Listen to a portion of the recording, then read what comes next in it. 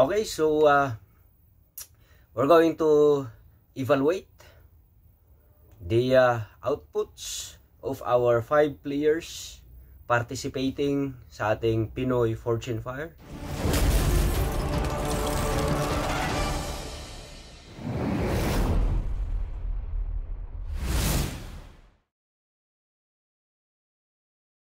Two-in-one Butchers Challenge. So, specifically, we asked for a butcher set. Nagbigay po tayo ng mechanics na yung main blade niya is 10 to 12 inches. Tapos, 2.5 to 3 inches wide. Tapos, yung handle niya is 6 to 7 inches or 5 to 6 inches. And the smaller blade should be 6 to 7 inches long with 4 to 5 inches long handle. So, may 5 po tayong output ngayon. And ito yung output number 1 natin. This is the first output that we have. One of the criteria is the design. That would be per 40%. Sa design po, 10% yung base sa mechanics. 15% yung originality and yung gaano siya kaganda, gaano siya ka-unique. And 15% yung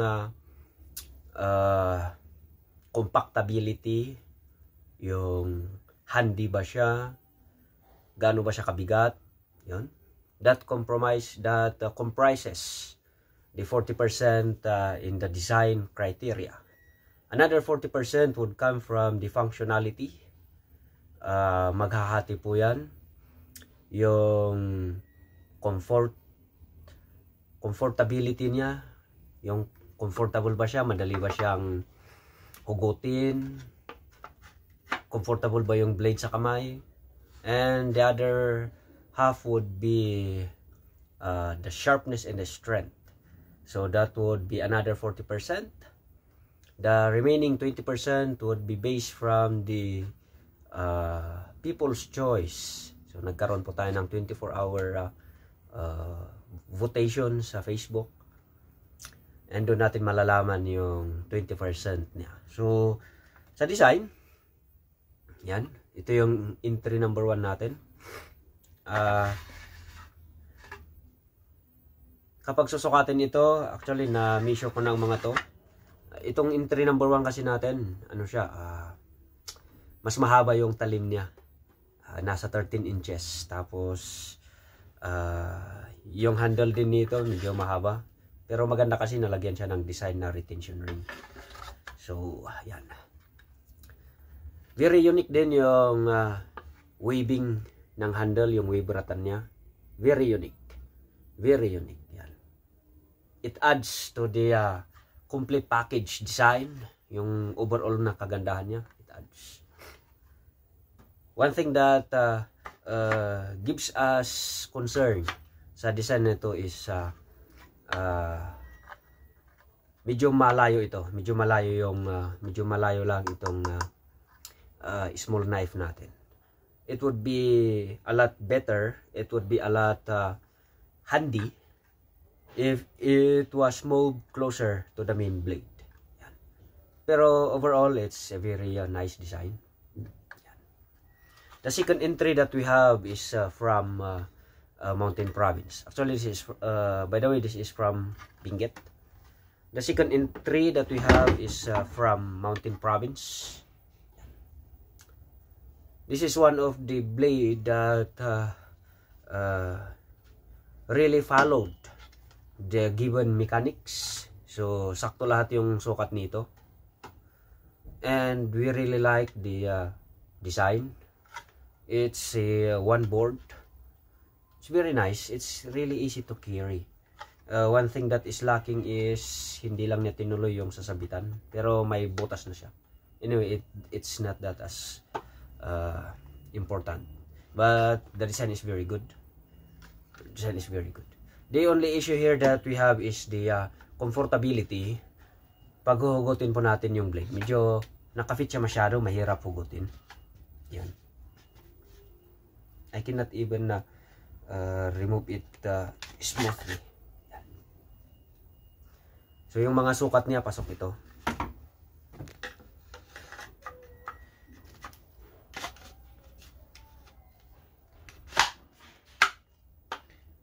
There is still one distinct feature of this blade that we're going to mention after the functionality test. So this is overall it's still a nice presentation of blade. The third entry that we have is this. It's from Baguio. It's a team built blade entry. Ayaw lang magpakilala daw ng mga panday niya, pero ito yun.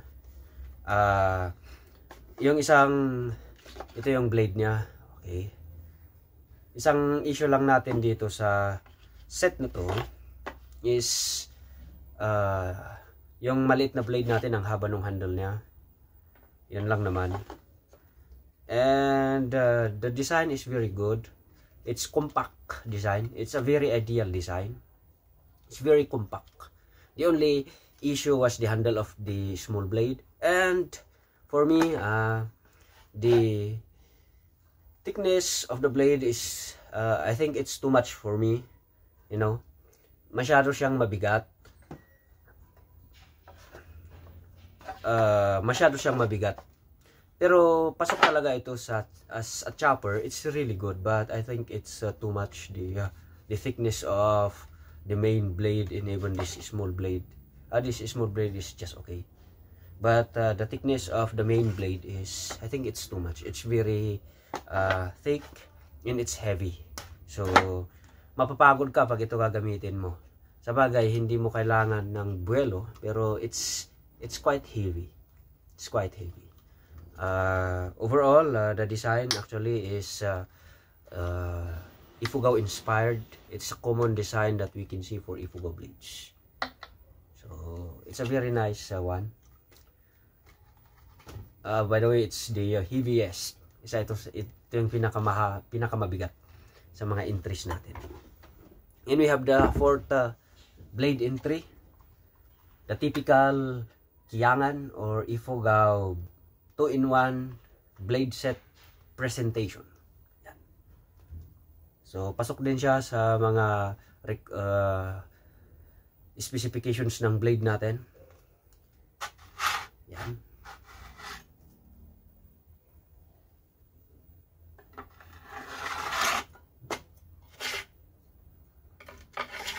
This is the common. This is the usual and the common 2-in-1 blade that we see. So in market, pwede siguro ito. But in competition like this, we are actually looking after yung another innovations. Pero still a very good entry.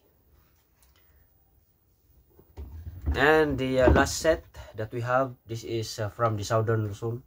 It's from Mindoro actually. So the blade specifications was followed. Okay naman siya. Even the balance, it's really good. So it's really good, you know. And it is compact. 2-in-1. It's very nice. One thing is sure, you can really bring this video. Also, it's very handy. So maganda rin yung design niya. Full tank siya with scales. Maganda siya. So yan guys, yung 5 na entry natin sa ating Butcher Set Challenge. We already have some inputs, some insights sa isa sa master designer natin ng Butcher Set. Ito siya oh.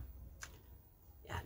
Nag-usap na kami. So the bulk of the judging for this blade sets is already coming to an end. Malapit na po siyang matapos. Itetest lang natin siya for strength and sharpness. Let's wait for that update and then we're going to announce the winners. So, congratulations, salamat sa lahat ng nakibahagi sa palarong ito.